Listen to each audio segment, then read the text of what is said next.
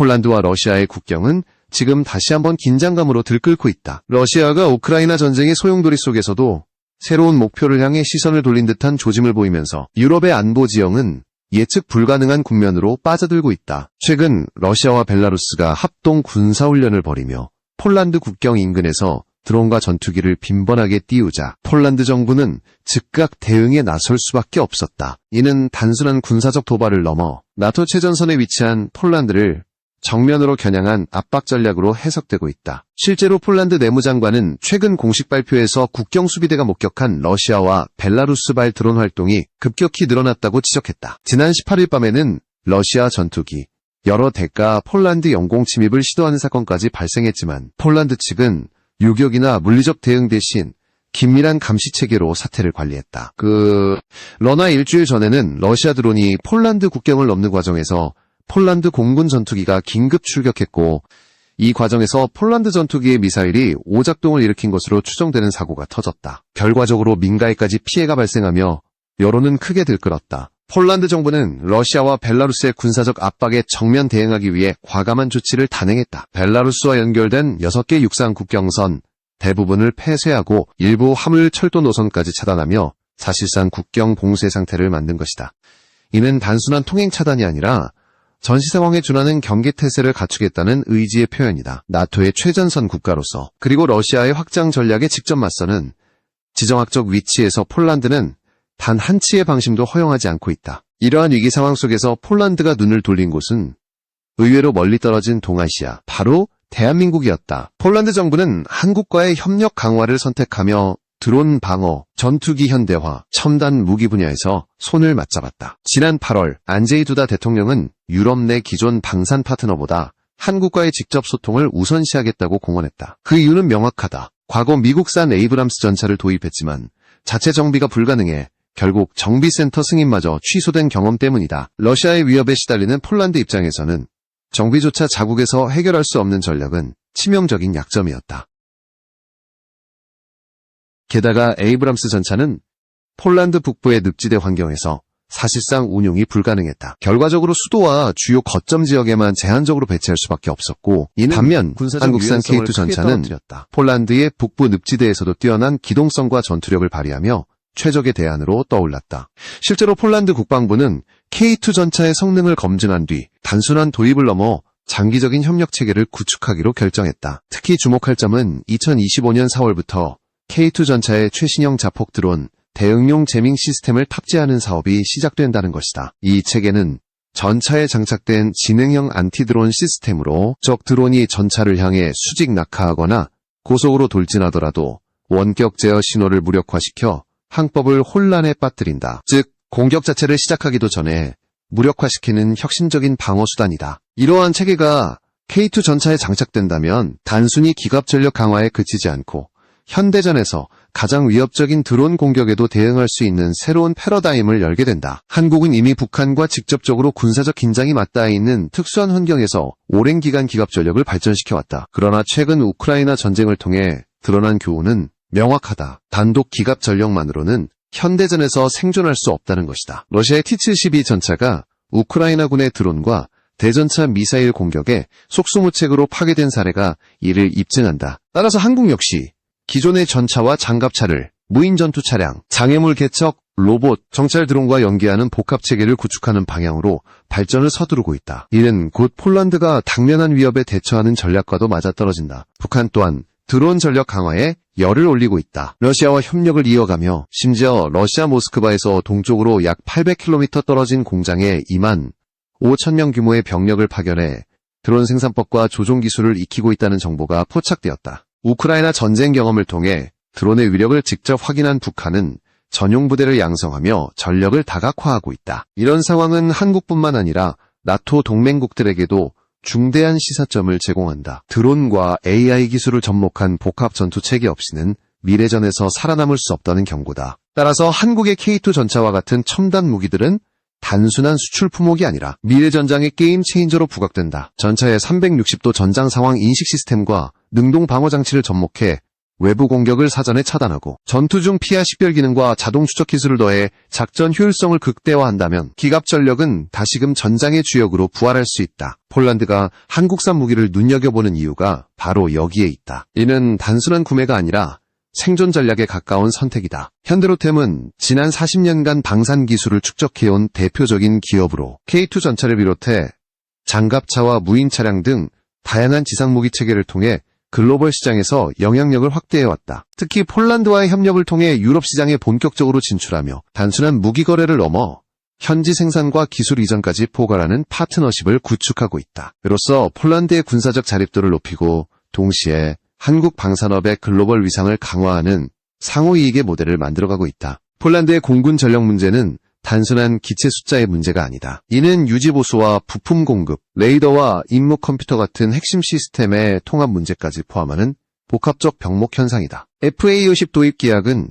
표면적으로는 빠른 전력 보강의 대안처럼 보였지만 현실은 훨씬 복잡했다. 한국 항공산업의 FA-50 기체는 기본적으로 경쟁력 있는 플랫폼이지만 폴란드는 자국의 작전 요구에 맞춘 무장과 센서를 장착하기를 원했다. 특히 미국산 레이더와 임무 컴퓨터, 그리고 미국제 공대공 미사일의 통합 없이는 폴란드가 바라는 수준의 전투 능력을 확보할 수 없었다. 문제의 핵심은 미국의 수출 통제다. 미국산 부품을 장착하려면 미국 정부의 수출 승인 절차를 거쳐야 하고, 이는 정치적 고려와 외교적 협상이 필수적이다. 이 과정에서 한국의 항공업체는 미국 방산업체 RTX와 협력해야 했고, 폴란드는 미 정부에 직접 승인 신청을 해야 했다. 승인이 지연되면 전투기 납품 일정은 물론 통합시험과 인증까지 연쇄적으로 미루어진다. 결과적으로 FA-50의 실전 배치 계획은 부품 공급과 통합 인증 문제로 난항을 겪었고, 일부 납품은 연기되는 사태가 발생했다. 레이더와 무장 통합은 단순히 전투기의 성능을 높이는 것이 아니라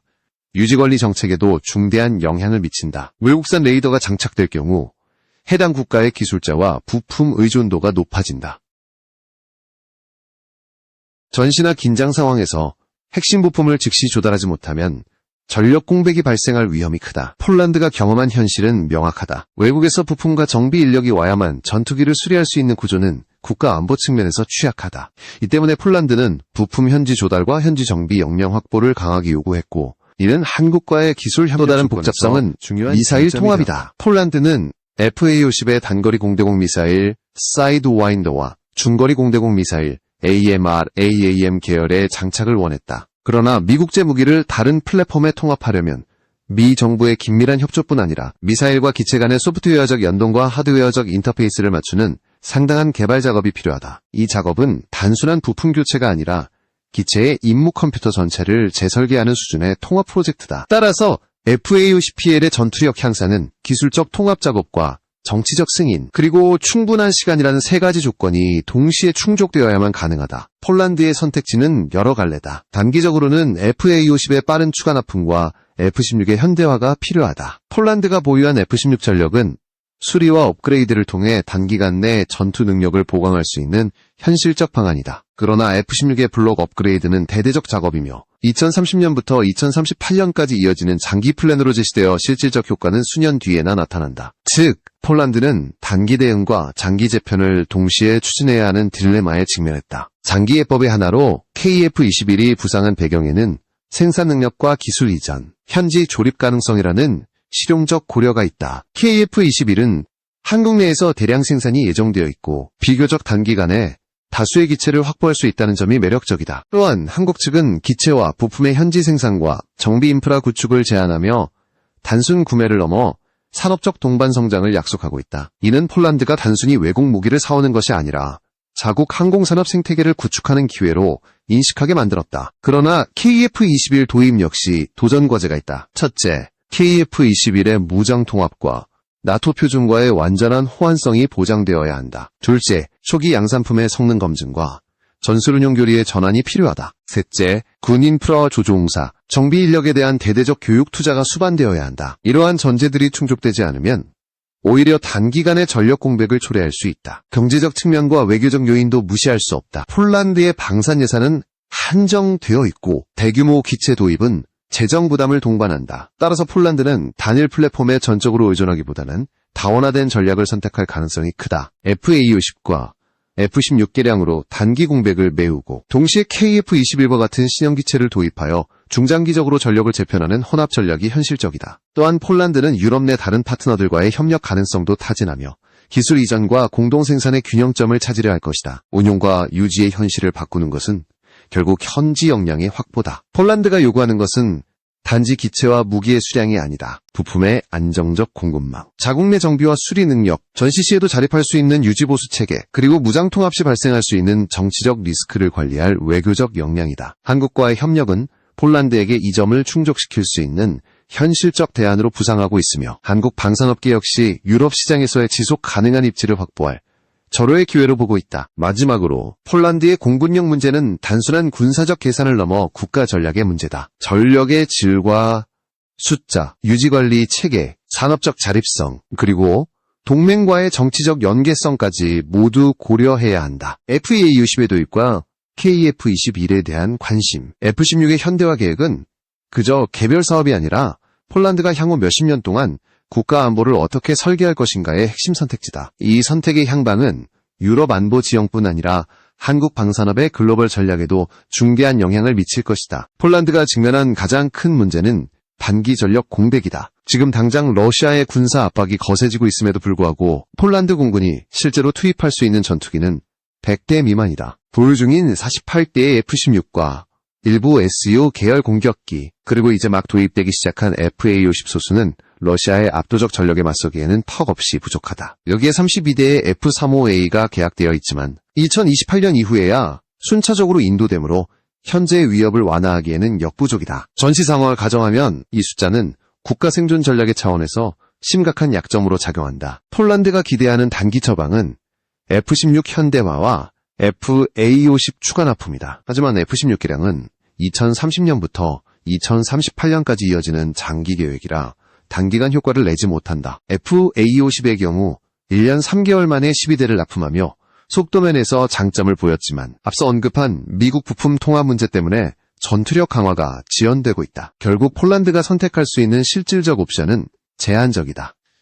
이 때문에 폴란드가 KF-21 전투기에 주목하는 것은 단순한 기술적 호기심이 아니라 구조적 전력 격차를 메우기 위한 현실적 선택으로 이해할 수 있다. KF-21은 한국 내에서 이미 120대 양산 계획이 확정되어 있으며 공대공과 공대지 무장 통합 개발도 일정에 맞춰 추진 중이다. 무엇보다 중요한 것은 생산 능력이다. 한국은 연간 30대 이상의 KF-21을 안정적으로 생산할 수 있는 체계를 갖추고 있어 예산만 확보된다면 폴란드는 40에서 50대를 빠르게 도입할 수 있다. 이는 2030년대 초반부터 바로 전력화가 가능하다는 의미다. 단순한 계획이 아니라 즉각적 실행이 가능한 수준이라는 점에서 F-16 현대화와는 비교할 수 없는 매력을 지닌다. 이러한 현실은 폴란드의 방산 정책을 바꾸는 계기가 된다. 단순한 무기 구매를 넘어 자국 항공산업과의 연계를 강화할 수 있는 도입 모델이 필요해진 것이다. KF-21은 단순한 기체 판매가 아니라 현지 조립 라인 설치, 부품 생산 참여, 정비 인프라 구축 등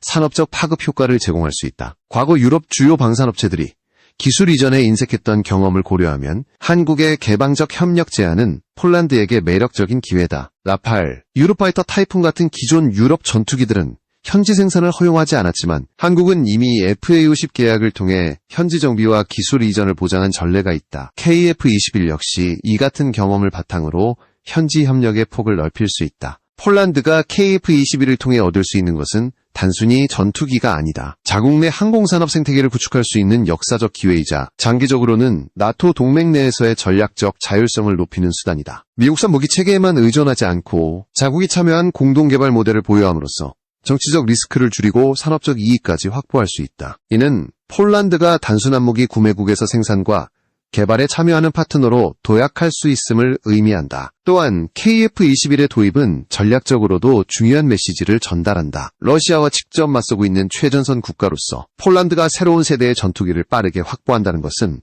억제력과 협상력 모두를 강화하는 결과를 낳는다. 러시아가 SU-57 양산을 확대하고 기존 SU-27, SU-30 계열 전력을 개량해 전선에 투입하고 있는 상황에서 KF-21은 유럽에서 러시아 전투기에 대응할 수 있는 가장 현실적인 대안 중 하나로 자리 잡는다. 물론 도전 과제도 존재한다. KF-21의 무장 통합 과정에서 나토 표준과 완벽히 호환되는지를 증명해야 하고 조종사 훈련과 정비 인력 양성에 상당한 투자가 필요하다. 하지만 이러한 과제들은 기술적, 제도적 노력으로 극복할 수 있는 영역이다. 반면에 시간이 해결해 줄 수 없는 문제, 즉 단기 전력 공백은 KF-21 도입만이 실질적으로 완화할 수 있다. 따라서 폴란드가 KF-21에 주목하는 것은 단순한 대체제 탐색이 아니라 생존을 위한 전략적 결정에 가깝다. 결국 폴란드의 고민은 한 문장으로 요약된다. 시간과 산업, 그리고 정치적 리스크를 어떻게 동시에 해결할 것인가. FA-50은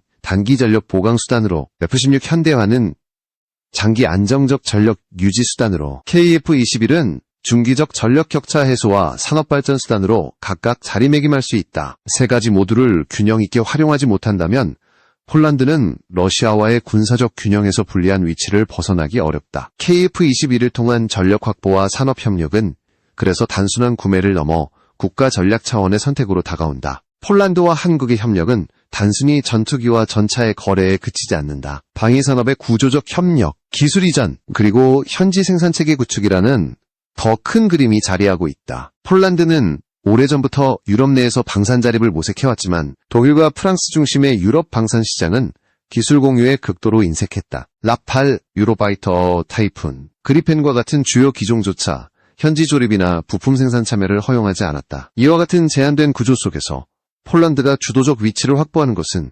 사실상 불가능에 가까웠다. 하지만 한국은 달랐다. FA-50 계약 과정에서 폴란드 현지의 정비 인프라를 구축하고 기술을 이전한 경험이 이미 존재한다. 이는 단순히 기체를 팔고 끝나는 것이 아니라 파트너 국가의 산업 생태계에 실질적으로 기여하는 모델을 제시한 것이다. KF-21 역시 이 같은 협력 모델을 확대 적용할 수 있다. 현지 조립 라인과 부품 생산, 유지보수 기술의 공유는 폴란드가 자국 내에서 항공산업 기반을 마련하는데 결정적 기여를 할 수 있다. 나토 동맹의 틀 안에서 폴란드가 군사적 자율성을 확보하는 데 있어 이는 전략적으로도 의미 있는 전환점이다. 현대로템과 K2 전차 사업도 같은 맥락으로 이해할 수 있다. 단순히 완제품 전차를 공급하는 수준에서 벗어나 현지 생산과 개량형 설계까지 연결된 포괄적 협력이 진행되고 있다. K2 전차는 이미 폴란드의 늪지대와 같은 특수지형에서 우수한 성능을 입증했으며 드론 대응 체계와 능동방어 장치가 결합된 차세대 플랫폼으로 발전하고 있다. 이 모든 과정은 폴란드가 단순 소비국이 아니라 생산과 발전의 주체로 변모하는 길을 열어준다. 폴란드의 전략적 목표는 분명하다. 러시아와의 전면적 충돌 가능성에 대비하면서도 동시에 자국의 산업적 자립을 강화하는 것이다. 이를 위해서는 무기를 단순히 구매하는 방식에서 벗어나야 한다. 기술 이전과 공동개발, 그리고 현지화를 통해 방산 생태계를 확장하는 것만이 장기적 안보를 보장한다. KF-21과 K2 협력 모델은 이러한 전략에 가장 부합하는 현실적 해법이다. 이러한 협력은 한국에게도 의미가 크다. 한국은 지난 수십 년 동안 축적한 방위산업 기술을 바탕으로 글로벌 시장 진출을 본격화하고 있다. KF-21은 한국 항공산업의 자존심이며 K2 전차는 이미 세계적 경쟁력을 갖춘 플랫폼으로 평가받고 있다. 폴란드와의 협력은 단순한 수출 실적을 넘어 유럽 시장에서 신뢰와 입지를 다지는 중요한 거점이 된다. 나토 회원국에 첨단 무기를 공급하고 현지에서 긍정적 평가를 받는다는 것은 곧 한국 방산업계의 글로벌 위상을 끌어올리는 효과로 이어진다. 현지에서 이미 긍정적인 평가가 나타나고 있다는 점도 주목할 만하다. K2 전차는 수차례 훈련에서 뛰어난 화력과 명중률을 입증했으며 일부 물량은 예정보다 앞당겨 조기 납품이 이루어지기도 했다. 이러한 신속성과 성능은 폴란드군의 신뢰를 높였고 한국 무기에 대한 인식을 근본적으로 바꿔놓았다. 과거 한국산 무기가 단순히 저가형 대체제로 평가되던 시절은 끝났다. 이제는 고성능, 고신뢰도의 첨단 무기로 자리매김한 것이다. 폴란드 입장에서 이러한 협력은 단순히 군사적 효용을 넘어서 정치적 효과도 있다. 자국 국민들에게 폴란드는 무기 구매국이 아니라 기술 파트너라는 이미지를 심어줌으로써 국가적 자존심과 자립성을 강화할 수 있다. 또한 유럽 내 다른 국가들에 대해서도 폴란드가 방산 시장에서 주도적 위치를 점하고 있다는 인상을 줄 수 있다. 이는 곧 유럽 내 정치적 입지 강화로 이어질 수 있다. 한편으로 이러한 협력이 나토의 전략적 균형에도 영향을 미친다. 독일과 프랑스 중심의 기존 유럽 방산 체계의 균열을 만들고 새로운 축으로 한국이 부상하는 것이다. 나토 내부에서 무기 조달에 다변화는 필수적이며 한국은 그 공백을 메우는 유력한 파트너로 자리 잡고 있다. 이는 곧 유럽 안보 지형의 구조적 변화를 가져올 가능성을 내포한다. 결론적으로 폴란드와 한국의 협력은 단순한 무기 거래가 아니다. 이는 안보와 산업, 정치와 외교가 결합된 복합 전략이다. 폴란드는 이를 통해 단기적 전력 공백을 메우고 중장기적으로 자국 방산 산업의 도약을 노린다. 한국은 이를 통해 유럽 시장에서의 입지를 확장하고 글로벌 방산 강국으로 도약한다. 양국 모두에게 이 협력은 단순한 거래 이상의 의미를 지니며 미래 전장의 게임 체인저로 이어질 잠재력을 품고